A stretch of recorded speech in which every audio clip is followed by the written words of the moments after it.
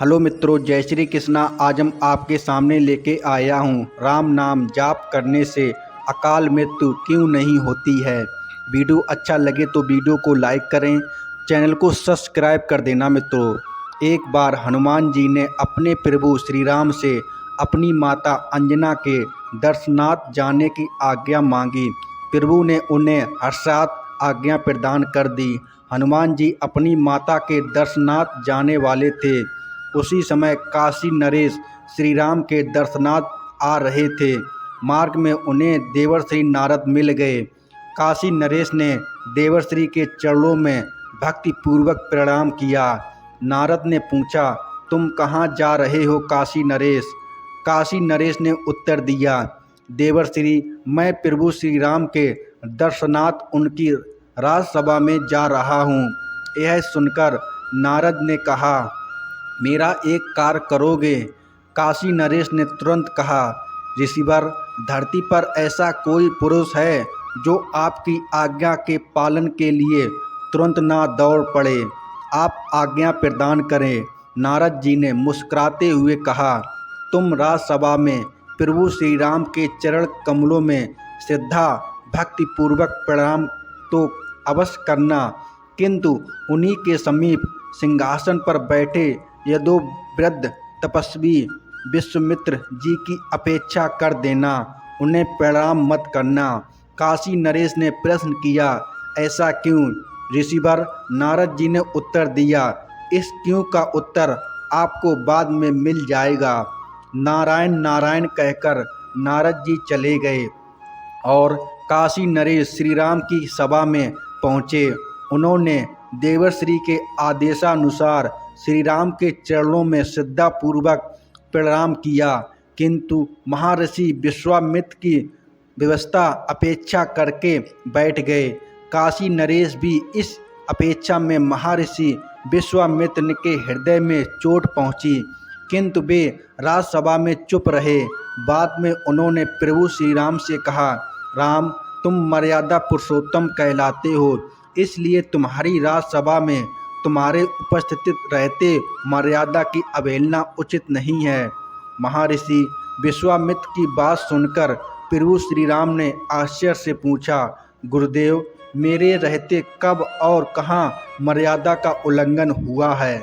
आप कृपा पूर्वक बतलाने का कष्ट करें। विश्वामित्र बोले, आज ही राजसभा में काशी नरेश ने तुम्हारे चरणों में तो प्रणाम किया, किंतु उसने मेरी सर्वथा अपेक्षा कर दी।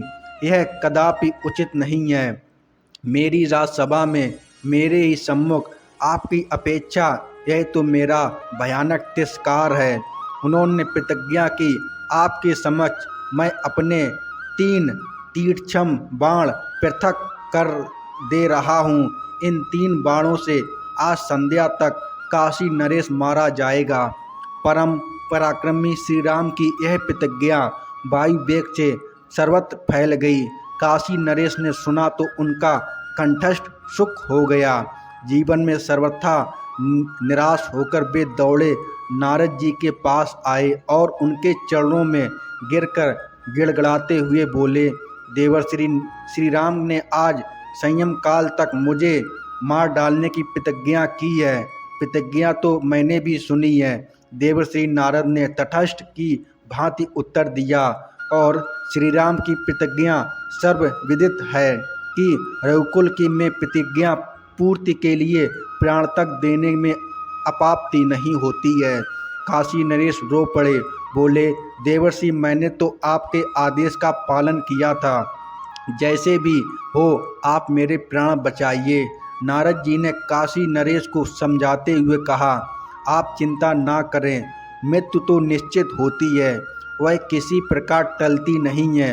यदि भगवान श्री राम के बाणों से प्राण प्रखेरु उड़ जाएं तो निश्चित ही जीवन सफल हो जाएगा, किंतु तुम एक काम करो। नारद जी ने काशी नरेश से धीरे धीरे कहा, तुम हनुमान जी की माता अंजना के समीप जाकर उनके चरण पकड़ लो। जब वे चरण छुड़ाने लगें तब तुम अपनी रक्षा के लिए वचन ले लेना। जब तक वे 3 बार तुम्हारी रक्षा के वचन ना दें तब तक तुम उनके चरण पकड़े ही रहना, बस तुम्हारा काम बन जाएगा। नारद जी की बात सुनकर काशी नरेश भागे भागे माता अंजना के यहाँ गए। माता अंजना भी बैठी हुई भगवान राम का जाप कर रही थीं। रोते कलपते काशीराज काशी नरेश माता के चरणों पर गिर पड़े। उनके चरणों को पकड़कर उन्होंने कहा, माँ मेरी रक्षा करो। आज सायंकाल तक एक समर्थ व्यक्ति ने मुझे मार डालने की संकल्प किया है। तुम्हारे अतिरिक्त मेरे प्राण और कोई नहीं बचा सकता है। रक्षा करो माँ, रक्षा करो माँ। माता अंजना बोली, किसने और क्यों तुम्हें आज संध्या के पूर्व ही मार डालने का प्रण किया है?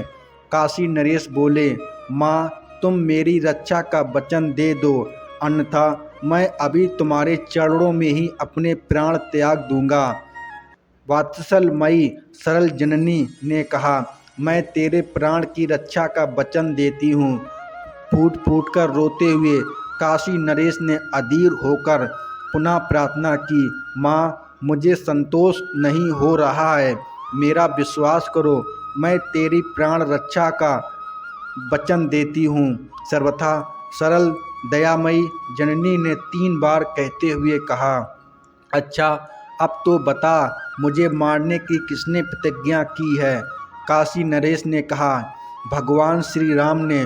उन्होंने आज सायंकाल तक मेरे वध की प्रतिज्ञा की है और इसके लिए उन्होंने अपने 3 छीड़ बाण भी निकाल कर अलग रख दिए हैं।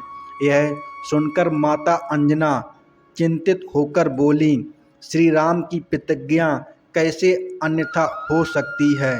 पर मैंने तुझे वचन दिया है, अतः प्रयत्न तो करूँगी ही। उसी समय हनुमान जी ने वहाँ पहुंचकर माता का चरण स्पर्श किया। आशीर्वाद देते हुए माता ने कहा, बेटा तुम ठीक समय पर आए हो। अभी अभी मैं एक आवश्यक कार्य से चिंतित होकर तुम्हारा ही स्मरण कर रही थी। वह कार्य हो जाए तो मेरा मन हल्का हो जाएगा। मित्र पुत्र, हनुमान जी ने कहा, आज्ञा दीजिए माताजी, आपका कार्य करने के लिए मैं तो प्रतिक्षण प्रस्तुत रहता हूँ। माता अंजना बोली, पर काम तो कठिन है बेटा, इस कारण मैं चिंतित हो रही हूँ।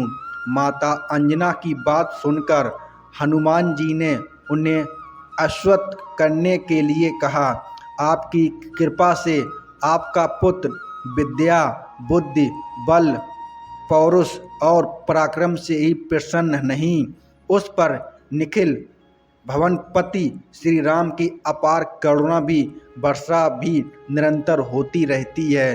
आप आज्ञा दीजिए। माता अंजना ने कहा, यह सब कुछ मैं जानती हूँ मेरे लाल, किंतु काम अत्यंत कठिन है, इसलिए कहने में झिझक रही हूँ। माताजी, आपके पवित्र चरणों में सम्मुख मैं एक बार नहीं 3 बार प्रतिज्ञा करता हूँ कि आपकी आज्ञा मिलने पर काम चाहे कितना भी कठिन होगा, मैं उसे अवश्य पूर्ण कर आपकी चिंता दूर कर दूंगा।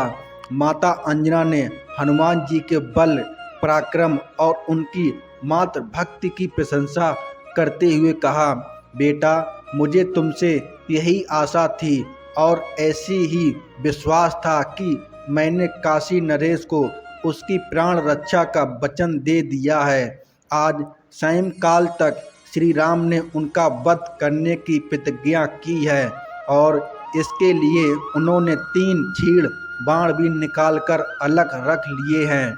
मित्रों, वीडियो अच्छा लगा हो तो वीडियो को लाइक करें, चैनल को सब्सक्राइब कर लेना। मित्रों, इसका सेकंड भाग देखने के लिए हमें कमेंट बॉक्स में कमेंट बॉक्स करना।